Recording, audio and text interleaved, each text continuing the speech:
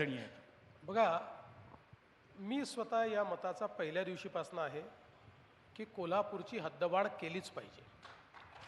त्याचं कारण आहे की कोल्हापूर शहर हे आता म्हणजे या स्वरूपामध्ये it has lived it's life.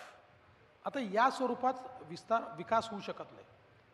आपण देशातलं कुठलंही शहर बघा, त्या शहराचा विस्तार हद्दवाढीनेच झाला आहे.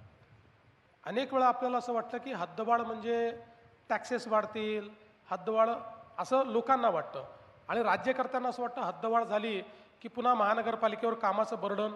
हे खरं नाही आहे. एक तर आता आम्ही नवीन निर्णय घेतला आणि हद्दवाढ झालेल्या ज्या महानगरपालिका आहेत तिथे 5 वर्षापर्यंत आम्ही टॅक्सेस वाढवत नाही. म्हणजे त्यांचे जे ग्रामपंचायतचे टॅक्सेस आहेत तशाच पद्धतीनं टॅक्स स्ट्रक्चर आम्ही त्या ठिकाणी ठेवतो, त्यामुळे त्यांच्यावर तो परिणाम होत नाही.